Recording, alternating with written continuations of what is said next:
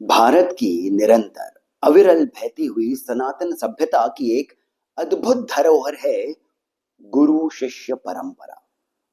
वो भगवान दत्तात्रेय के गुरु दक्षिणामूर्ति हो या फिर भगवान परशुराम के गुरु दत्तात्रेय, गुरु शिष्य परंपरा सदैव प्राचीन काल से निरंतर बहती आई एक ऐसी परंपरा है जिसका हम उदाहरण आज भी देख सकते हैं। ये गुरु ही तो हैं जिन्होंने हमें आध्यात्म का मार्ग दिखाया है। ये गुरु ही हैं जिनका तप जो है ज्ञान बन करके हमें देवता के बारे में बताता है। हमारे कर्तव्य क्या रहे उसका भान गुरु ही तो देते हैं। और इसी परंपरा का एक कर्म क्षेत्र, ज्ञान क्षेत्र है ज्ञानगंज। ज्ञानगंज के बारे में बात करना आवश्यक इस कारण से भी हो जाता है, विशेषकर हमारे इस अदिसी प्लेटफॉर्म पर, क्योंकि हम यहां पर तंत्र की बात करते हैं, ज्ञान की बात करते हैं, तो साथ ही साथ में तंत्र का एक जहां पर लक्ष्य मोक्ष होता है, वहीं पर इसका एक और लक्ष्य होता है सिद्धि। परंतु सिद्धि आपके स्वयं के अर्थ को सिद्ध करने के लिए नहीं होकर के, अपितु सिद्धि से जन कल्याण की भावना जागे, ये तंत्र का लक्ष्य होता है। ज्ञानगंज एक ऐसा क्षेत्र है, इसको मैं क्षेत्र कह रहा हूं, कोई स्थल स्थान जगह नहीं कह रहा हूं, क्योंकि क्षेत्र का भाव अलग होता है, वो जीवंत होता है। ज्ञानगंज एक ऐसा क्षेत्र है जो बताया जाता है कि तिब्बत के पास में है, साक्षात है। यहां पर यदि गुरुओं का आज्ञा होगी तो कोई व्यक्ति इसे देख सकता है, छू सकता है, प्रवेश कर सकता है, परंतु साथ ही साथ इस प्रकार की इसकी बनावट है कि ये कहीं भी प्रकट हो सकता है। ये अदृश्य भी है और साक्षात दिखता भी है। ऐसा कुछ ज्ञानगंज बना हुआ है। यहां के जो निवासी है वो भी बहुत अद्भुत है। यहां पर ब्रह्मचारी हैं, यहां पर भैरव भैरवी हैं। ये जो भैरव भैरवी हैं, ये वो भैरव देव या फिर भगवती भैरवी, उनसे यहां पर तात्पर्य नहीं निकलता है। भैरव भैरवी हैं वो जो साधक हैं, साधिकाएं हैं, उनको भैरव भैरवी कहा जाता है। यहां पर परमहंस भी है, संत है। ये जो परमहंस हैं ये बहुत अद्भुत हैं। यहां के जो निवासी हैं उनकी औसत आयु जो है, एवरेज एज 200 से 300 वर्षों की है। और ये जो 200 से 300 वर्षों के साधक हैं यहां पर, वो अपने योग की शिक्षा के प्रारंभिक स्तर पर हैं, अर्थात इनिशियल स्टेजेस पर ही हैं। तो इसका अर्थ ये हुआ कि जो यहां पर साधारण साधक होंगे वो हमारे इस भौतिक जगत में असाधारण है। यहां पर 400-500 वर्ष के भी साधु हैं, योगी हैं, जो अभी भी योग का, विज्ञान की शिक्षा ले रहे हैं। यहां पर इस ज्ञानगंज के जो उच्चतम पद पर जो हैं वो हैं महातपा, महर्षि महातपा। इनकी आयु करीब 1200 वर्ष बताई जाती है। और ये जो आंकड़ा है ये भी कुछ वर्षों पहले का है, कुछ शतक पहले का है, यानी कि अभी 1300-1400 वर्षों के आसपास में इनकी आयु होगी। सुनने में ये फिर से हमें बहुत एक फीलिंग देता है कि ये तो गप्पा होगी, परंतु मैं फिर से वही कहूंगा कि हम जड़ विज्ञान की सीमाओं के बाहर जब निकलते हैं तब हमें एक अलग ही संसार समझ में आता है। और जैसे जैसे हम इस चलचित्र में आगे बढ़ेंगे, जैसे हम ज्ञानगंज के और भी जब चलचित्र देखेंगे तब हमें समझ में आएगा कि विज्ञान कितना विस्तृत है और हमारा ज्ञान कितना सीमित है। ये जो महातपा हैं, ये ज्ञानगंज आश्रम में नहीं रहते हैं। इनका स्थान थोड़ा अलग है, एक गुफा में ये रहते हैं। उस गुफा में पाषाण की एक मूर्ति है, यानी पत्थर की एक मूर्ति है भगवती राज राजेश्वरी की, यानी स्वयं भगवती ललिता त्रिपुरा सुंदरी की।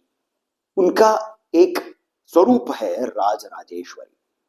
तो जो इनका स्थल है उसे राज राजेश्वरी मठ कहा जाता है। इन्होंने ही एक बालक को बीज मंत्र दिया था। ये जो बालक है जिनके बारे में मैंने बताया है, इन्हीं के बारे में मैंने इसी चैनल पर बहुत सारे पहले के चलचित्र किए हैं। थोड़ा संक्षिप्त में मैं आपको इनके बारे में बताऊं तो ये वही बालक हैं जिन्होंने हमें इस संसार को आज के समय में ज्ञानगंज से अवगत कराया है, इसके बारे में बताया है। और वो भी ये स्वयं नहीं है जिन्होंने बताया है, इन्हीं के एक शिष्य पद्म विभूषण पंडित गोपीनाथ ने, कविराज गोपीनाथ, उन्होंने अपने कई सारे आलेखों में श्री विशुद्धानंद महाराज, जो इन बालक का बाद में नाम पड़ा परमहंस विशुद्धानंद महाराज, इनके बारे में बताया है। और इन्हीं के माध्यम से आज हमें ज्ञानगंज के बारे में पता है, कई सारी सिद्धियों के बारे में पता है, लक्ष्य के बारे में पता है। और ये सारी बातें भी जो हैं ये गोपीनाथ कविराज ने हमें सरल रूप से बताई है। परंतु जब आप इनकी किताबों को पढ़ेंगे, इनके आलेखों को पढ़ेंगे, तब आपको समझ में आएगा कि जो भाषा है बड़ी क्लिष्ट है, कठिन भाषा है, परंतु जिस प्रकार का विज्ञान इन्होंने बताया है उसको देखते हुए भाषा सरल ही है। तो ये बालक जो है, इनकी कहानी क्या है? भोलानाथ करके एक बालक था बंगाल में ही। एक दिन उसे एक पागल कुत्ता काट लेता है। ये उस समय की बात है जब इसका कोई इलाज नहीं था। बालक को कलकत्ता लेकर के आया जाता है, कोई इलाज संभव नहीं लगता है। बालक को ये समझ में आ जाता है, बालक कुछ 12-13 वर्ष का था, उसे समझ में आ जाता है कि अब वो शायद नहीं बचेगा। तो वो नदी के तट पर खड़ा होकर के स्वयं को इस पीड़ा से छुटकारा दिलाने के लिए जल में समाधि लेने का सोचता है। तभी वो एक साधु को देखता है स्नान लेते हुए नदी के तट पर, और जब जब वो पानी में जाता है और ऊपर आता है तब तब पानी उसके साथ ऊपर आ जाता है। इस प्रकार के कुछ विचित्र से दृश्य को बालक देखता है। थोड़े समय बाद वो जो साधु है वो इस बालक के पास आते हैं। वहीं पर ही एक घास को तोड़ करके कुछ एक पुड़िया बना करके, कुछ एक गोल सा लड्डू सा बना करके इस बालक को देते हैं। कहते हैं कल फिर से आना। बालक ना जाने क्यों इन पर विश्वास करता है, वो खा लेता है उस जो भी जड़ी बूटी का कुछ बनाया होता है। अगले दिन पुनः आता है, फिर से वही प्रक्रिया होती है और बालक ठीक हो जाता है। ये जो साधु हैं लेकिन चले जाते हैं। बालक पुनः अपने गांव आ जाता है। बहुत खोजने की ये का प्रयत्न करता है परंतु ढूंढ नहीं पाता उन साधु को। कई सालों बाद या फिर कुछ 1-2 सालों बाद वो किसी दुकान पर होता है, तो वो कुछ लोगों को सुनता है कि किसी आसपास के गांव में एक साधु आए हैं, बहुत बड़े महात्मा हैं, पहुंचे हुए महात्मा हैं। तब इस बालक को लगता है ऐसा कि ये वही होंगे मेरे गुरु, मन मन गुरु मान लेता है। ये उनके पास पहुंचता है अपने दोस्त के साथ। ये जो साधु हैं ये उन्हें कहते हैं कि मैं तुम्हारा गुरु नहीं हूं, परंतु मैं तुम्हें तुम्हारे गुरु से मिलवा सकता हूं। अगले दिन ये इस बालक को, जिसका नाम है भोलानाथ, भोलानाथ को उसके मित्र के साथ ये साधु उसकी आंखें बंद करके, पट्टी बांध करके कहीं तो लेकर के जाते हैं। भोलानाथ को लगता है कि उसके नीचे कोई धरती नहीं। वो जब कुछ समय बाद आंखों से पट्टी खोलता है तो देखता है कि वो किसी एक पहाड़ी पर है। उसे बताया जाता है कि वो विंध्याचल पहुंच गया है। तो मुझे समझ में आता है कि जो साधु हैं ये उसे आकाश मार्ग से लेकर के आए थे। इन दोनों बालकों को ये साधु 2 दिनों के लिए एक मंदिर में रखते हैं। कहते हैं कि मैं कुछ दिनों बाद आऊंगा, तब तक तुम यहां पर सेवा करो, देवी की सेवा करो, विंध्याचल वासिनी की सेवा करो। तब यहां पर श्यामला माता करके एक और साध्वी हैं जो कि ज्ञानकंठ के साथ में जुड़ी होती है। ये इन बच्चों का ध्यान रखती है। 2-3 दिन बाद ये साधु आते हैं, इन दोनों बालकों को पुनः कहीं तो लेकर के जाते हैं। अब जब ये बालक पहुंचते हैं तो ये जो दृश्य देखते हैं बहुत ही अद्भुत है। मैं और अधिक विस्तार में नहीं बताऊंगा कि क्या होता है, परंतु स्वयं इस पूरे मठ ज्ञानगंज के जो मठाधीश हैं महातपा, वो इस बालक भोलानाथ को बीज मंत्र प्रदान करते हैं। ये बालक भोलानाथ इधर ही 12 वर्षों तक सतत अध्ययन करता है। यहां पर ज्ञानगंज में 2 प्रकार की शिक्षण दी जाती है, एक योग और दूसरा विज्ञान, और इन दोनों का ही एक समष्टि रूप सभी शिष्यों को मिलता है। परंतु ये जो भोलानाथ है ये कुछ विचित्र ही है, अद्भुत है।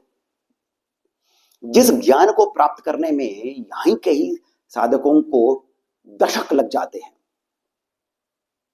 ये बालक कुछ ही वर्षों में, कुछ ही महीनों में उस पर प्रभुता अपनी स्थापित कर लेता है। 12 वर्षों में इस बालक को सूर्य विज्ञान सिखाया जाता है। सूर्य विज्ञान जो है, अब हम इसके बारे में थोड़ा और चर्चा करते हैं, क्योंकि ज्ञानगंज और यही बालक भोलानाथ जो बाद में इस संसार में आया विशुद्धानंद के नाम से, इनके बारे में हम आगे के चलचित्रों में चर्चा करेंगे। अभी थोड़ी बहुत चर्चा सूर्य विज्ञान के बारे में भी करना आवश्यक है। और पुनः मैं कह रहा हूं कि ये सभी बातें हमारे लिए, हमारे जीवन में हमें लग सकता है कि असंभव है, मैं क्या कभी ज्ञानगंज देख पाऊंगा, इत्यादि इत्यादि। ये सभी बातें आपको प्रोत्साहित करने के लिए है, आपके भीतर वो कौतुक जगाने के लिए है कि गुरु जो है ये आप तक पहुंचने के लिए स्वयं लालायित है। आप अपनी क्षमता को बढ़ाएं। यहीं पर ही मैं एक और बात करता हूं। विशुद्धन महाराज ने ही अपने एक इस प्रकार के चर्चा में बात बताई थी गोपीनाथ कविराज जी को कि देवता किस प्रकार से कार्य करते हैं, इनका रहस्य क्या है। एक साधक जो है, जब वो मंत्रों का इतना जप कर लेता है, और यहीं पर जप की महिमा भी हम समझ में आएगी कि जब वो इतना जप कर लेता है कि उसके भीतर का जो तेज है वो उसके इष्ट के मंडल तक पहुंचने लगता है। हर देवता का अपना एक मंडल है, देवता का अपना एक क्षेत्र है, और जब तक एक साधक मंत्रों का उतना जाप नहीं कर लेता है जितना कि उसका जो तप है, ताप है, वो उस मंडल तक नहीं पहुंचे, तब तक देवता साधक को नहीं देख सकते हैं। तो जब वो ताप पहुंचती है मंडल पर, तब देवता की दृष्टि में वो साधक आता है।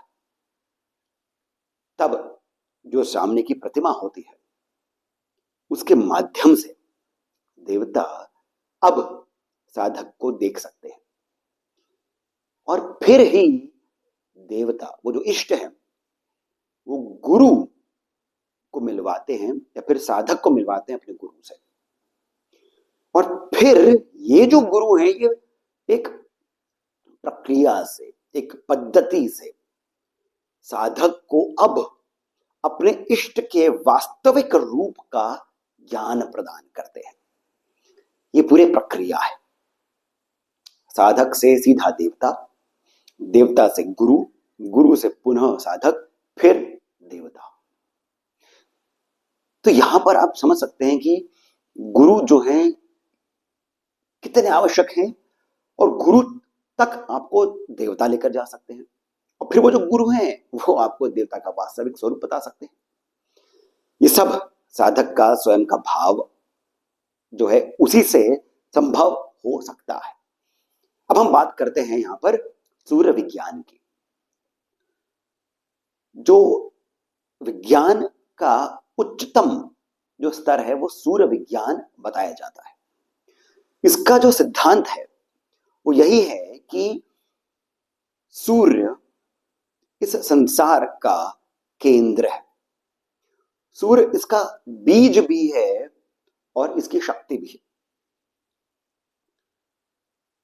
इच्छा, ज्ञान, क्रिया, ये तीनों जो गतिमान होते हैं ये सौर तत्व के ही कारण होते हैं। इस सूर्य विज्ञान के अंतर्गत कुछ और विज्ञान आते हैं, चंद्र विज्ञान, नक्षत्र विज्ञान, देव विज्ञान, स्वर विज्ञान और वायु विज्ञान। तो जो ये सूर्य विज्ञान है ये इन सभी को एक अम्ब्रेला की तरह घेरे रखता है।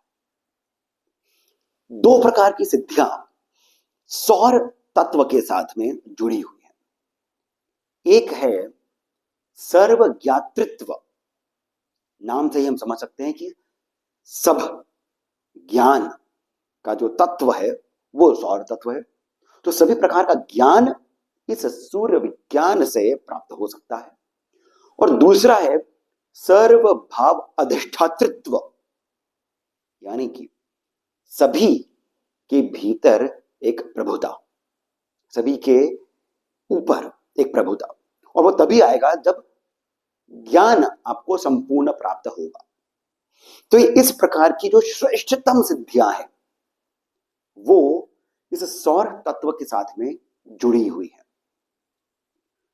परंतु यहां तक कैसे पहुंचा जाए, क्यों सुने आप इस चर्चा को और भी अधिक? ये तो ठीक है, ये हमें गप भी लग सकती है, ये ठीक है, बड़ी बड़ी बातें कर रहे हो, इसमें हमारा क्या लेना। अब मैं आपको बताता हूं आपका क्या लेना है इससे। बहुत सुंदर सी बात है यहां पर। तीन स्तर पर बातें आती हैं सिद्धियों तक पहुंचने के लिए।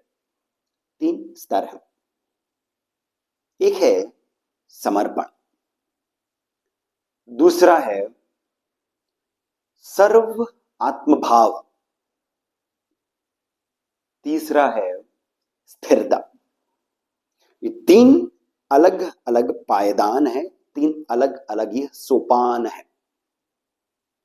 समर्पण, किसके प्रति समर्पण? एक बालक जब जन्म लेने वाला होता है उसके पहले से ही उसके जो माता पिता होते हैं वो इस भौतिक जगत में उसके लिए एक कुछ खिलौने, कुछ झूला इत्यादि इत्यादि बटोर लेते हैं। परंतु ये सब जो है ये तो माता पिता की स्वयं की आकांक्षा है कि मेरा बच्चा जब आए तो वो इन सब सुविधाओं के साथ आए। बच्चे ने तो नहीं मांगा। जो नैसर्गिक रूप से नेचुरल जो एक बालक को प्राप्त या फिर उसको जो चाहिए होता है वो क्या है? एक बालक जब जन्म भी नहीं लिया होता है उसके पहले से ही माता के स्तन में दूध बनने लग जाता है। इसको थोड़ा और संभल करके, सोच करके समझने की आवश्यकता है। बालक पैदा नहीं हुआ है, जन्मा नहीं है, और प्रकृति ने एक ऐसी व्यवस्था करी है कि माता के स्तन में दूध उत्पन्न हो गया है। बालक जन्मा पूर्ण रूप से समर्पित है उस प्रकृति को जिसने इस बालक की व्यवस्था पहले से ही कर दी है, ना केवल मनुष्यों में पर सभी जीवों में। इसे हमें समझना होगा। ये एक प्राकृतिक व्यवस्था है, ये शक्ति है, यही परांबा है, अंबा मां है। इस ही शक्ति के प्रति जब हम पूर्ण समर्पण कर देते हैं, ये हमारा पहला स्तर हो जाता है, पहला सोपान। यह सबसे कठिन स्तर होता है, क्योंकि हम में अहंकार बहुत है, कर्ता का भाव बहुत है, आकांक्षाएं बहुत है। अब इससे आगे बढ़ते हैं। इस समर्पण से आगे क्या होता है? इस समर्पण से जो शक्ति है, वो जो प्रकृति है, वो स्वयं आपके पाप और पुण्य का भार ढोती है। वो जो माता है, वो स्वयं बालक को अपने गोद में लेकर के स्तन पान कराती है, दुग्ध पान कराती है स्तन से। उसी प्रकार उतना ही समर्पण, निष्काम, वही समर्पण जब हम रखें परांबा के प्रति, तब इससे आपके पाप और पुण्य दोनों का भार शक्ति के ऊपर आ जाता है, परांबा के ऊपर आ जाता है। दूसरा स्तर है सर्वात्म भाव। सभी में एक रूप, ये समर्पण से ही संभव है। और ये सभी सौर तत्व के साथ जुड़ा है। विज्ञान तो अलग एक स्तर आ जाता है। आरंभ ये होता है तत्व के साथ, उस बेसिक टेनेट के साथ। तो यहां पर समर्पण से जो भाव जागृत होता है वो सर्वात्म भाव है। सभी में एक आत्मा है, ये भाव, इसकी उत्पत्ति समर्पण के साथ ही आएगी। अब इससे क्या होगा?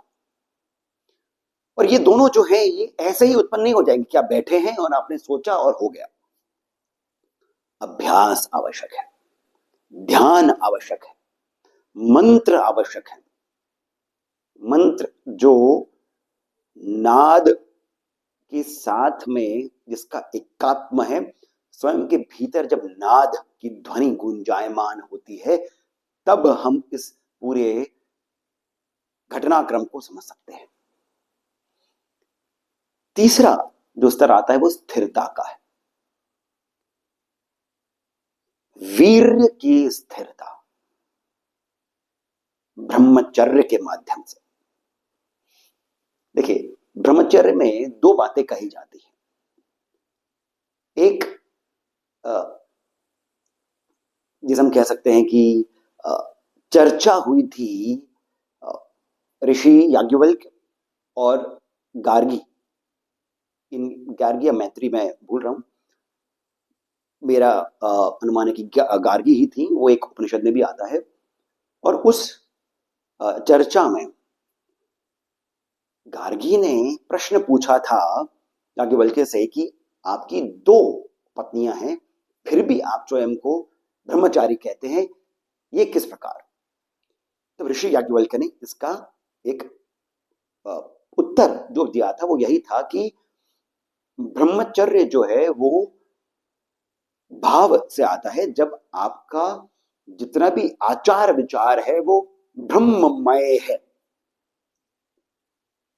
हम आज के जगत में सभी काम वासनाओं को भीतर रखते हुए इस प्रकार का उदाहरण स्वयं के लिए रख देते हैं कि देखिए मेरा मन तो भगवान में है।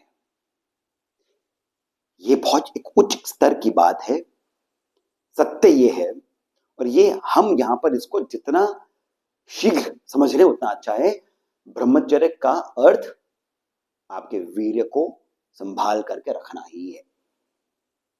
काम भाव जितना भी आए, वीर्य स्खलित नहीं हो, उसे पूंजी की तरह संभाल करके रखें। ये सत्य है, इसके इधर उधर कोई और सत्य नहीं आएगा। यहां पर जो तीसरी बात है वो यही है कि जब हम सेलिबेसी से, जब हम इस ब्रह्मचर्य से वीर्य को स्थिर करते हैं, और यही पर भाव जुड़ा है, वीर्य को स्थिर करने का अर्थ यही है कि जब हम जैसे बैठे होते हैं, कई सारे भाव आते हैं हमारे भीतर, क्रोध आता है, काम आता है, लोभ आता है, इन सभी से जो वीर है वो सदैव वाइब्रेट करता रहता है। जब हम इन सभी भावों को एक धागे में पिरो करके स्वयं के भीतर स्थिरता लेकर के आते हैं ध्यान के माध्यम से, तब हमारा वीर स्थिर होता है। वीर के स्थिर होने को ही तंत्र में, योग में बिंदु कहा है। बिंदु शिव शक्ति का समागम स्थल बिंदु, यही वीर के स्थिर होने की स्थिति है। और जैसे ही ये वीर स्थिर होता है, ऐश्वर्य स्वयं जागृत हो जाता है। यहां पर हम थोड़ा और गहराई में चलते हैं। ऐश्वर्य का अर्थ क्या है? हम ऐश्वर्य को साधारणतः ये मान लेते हैं धन, धन, संपदा इत्यादि। ये बहुत निचले स्तर की बात है, ये सब भी है। ऐश्वर्य का अर्थ जब हम इसका संधि विच्छेद करते हैं तो आता है ईश और वर्य। ईश अर्थात प्रभुत्व और वर्य अर्थात श्रेष्ठता। प्रभुत्व, जब आप श्रेष्ठ हो जाते हैं, सर्वश्रेष्ठ, जब आपका प्रभुत्व संपूर्ण संसार में, ब्रह्मांड में जब आ जाता है, उसी को ऐश्वर्य कहते हैं। इस ऐश्वर्य के जागृत होने का अर्थ यह है, जो मैंने सौर तत्व की जो दो सिद्धियां बताई थी, सर्व भाव अधिष्ठातृत्व और सर्व ज्ञातृत्व, इन दोनों के साथ में यहां पर ऐश्वर्य जुड़ा है। और इसका उदाहरण स्वयं विशुद्धानंद जी महाराज ने यह बताया है कि जिस प्रकार से एक शरीर के साथ में उसकी परछाई सदैव रहती है, कुछ विशेष करने की आवश्यकता नहीं होती है, परंतु परछाई तभी आती है जब प्रकाश पड़ता है, परंतु उस परछाई के लिए कुछ विशेष करने की आवश्यकता नहीं होती है। उसी प्रकार जब आत्मा स्वयं को पहचान जाती है और योग से, ध्यान से, मंत्रों के माध्यम से शरीर स्वयं के भीतर के वीर्य को स्थिर कर लेता है, सर्वात्म भाव के साथ में समर्पण के द्वारा, तब ऐश्वर्य स्वयं जागृत होता है। कुछ और अलग करने की आवश्यकता नहीं है। समस्त सिद्धियां स्वतः ही एक साधक को प्राप्त हो जाती है। अब यहां पर मैं आपको दो सिद्धियों के बारे में बताता हूं जो स्वयं विशुद्धानंद जी महाराज ने प्राप्त करी थी, परंतु ये केवल आपके कौतुक के लिए है, थोड़ा और उसको बढ़ाने के लिए है। और ये जुड़ा है धौती के साथ। धौती का अर्थ क्या होता है? जो व्यक्ति योग में है और थोड़ा सा हम जिसे हठ योग कहते हैं उसमें जो है उनको पता रहेगा, धौती का अर्थ होता है शुद्धिकरण, शुद्ध। इसमें एक नाभि धौती ये प्रक्रिया होती है, जिसमें एक धागा जो है वो नाभि के माध्यम से मुख से निकाला जाता है। इससे पूरा जो आपका शरीर होता है वो शुद्ध होता है। इसमें एक अ, अ, कुंतक अ, करके एक अ, धौती प्रक्रिया होती है, जिसमें 25 से 30 हाथ लंबा एक कपड़ा नाभि से अंदर प्रवेश कराया जाता है शरीर में, और मुख से उसको बाहर निकाला जाता है। इसे उच्चतम एक योग का हम कह सकते हैं कि श्रेष्ठता आ जाती है योगी के भीतर। इससे क्या होता है, इससे शरीर जो है वो पूर्णतः शुद्ध हो जाता है, और इससे जो सिद्धि प्राप्त होती है उससे आप आकाश गमन कर सकते हैं, क्योंकि इस प्रक्रिया से आपके भीतर शून्यता आ जाती है, शून्यता। और इसी से योगी जो है उसे अणिमा और महिमा सिद्धियां भी प्राप्त हो जाती है। तब बाल के भीतर भी जो एक छेद होता है ना, उससे बड़ी बड़ी बड़े बड़े पत्थर भी पार कराए जा सकते हैं, ऐसी ये सिद्धि होती है, और ये इसी प्रक्रिया से आती है। इसका एक और आगे का एडवांस्ड स्टेज होती है कुंतक। इसमें जब शरीर शुद्ध हो गया है तब वायु को इसके भीतर प्रवेश कराया जाता है, और तब जो सिद्धियां प्राप्त होती हैं उससे वैक्यूम में, जिसे हम निर्वात कहते हैं संस्कृत में, वैक्यूम में भी बात करी जा सकती है। शब्द जो हैं वो चलते हैं वैक्यूम में, निर्वात में। और पर काया प्रवेश भी इसके माध्यम से हो सकता है। पर काया प्रवेश के बहुत से उदाहरण बहुत सारे सिद्धों की कथाओं से हमें मिलते हैं।